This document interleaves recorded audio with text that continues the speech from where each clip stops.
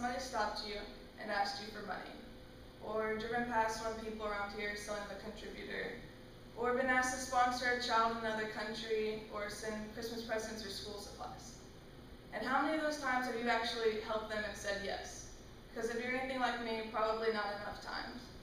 And that's the problem. These people are stuck in poverty. We need more people to start saying yes and helping these people.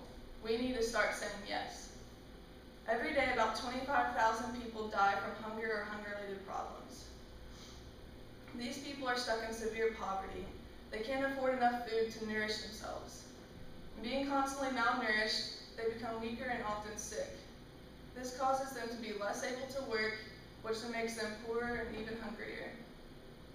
This downward spiral too often ends in death.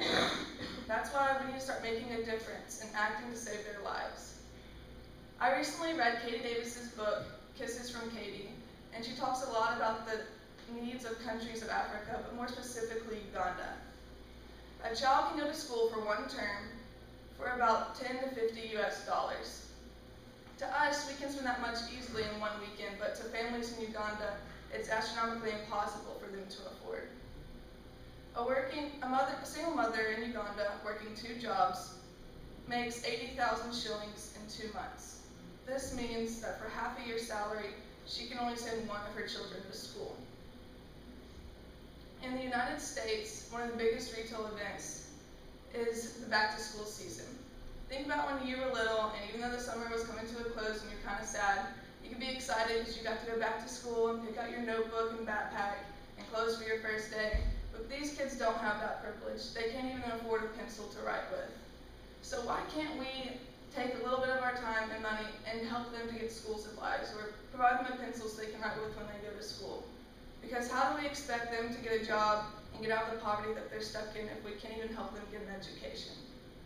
The truth is, it's a miracle that these kids even get to go to school, because there are 143 million orphan children and 11 million children who die from starving to death or preventable diseases, and 8.5 million children who work as child slaves or prostitutes, and 2.3 million children who have HIV.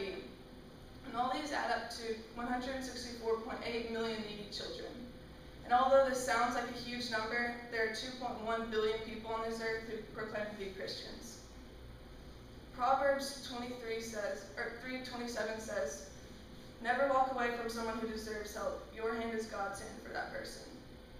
If only 8% of us Christians took care of one more child around the world, there would be no more statistics. That's why we have to start saying yes. I know so many times we say, oh, well, I need to save my money, I really don't make that much. But what if you took the money you're going to spend eating out one night and ate the dinner instead and donated that money? Because every time that somebody misses an opportunity to help somebody in need, thousands of lives are lost. And that's why we have to start saying yes today.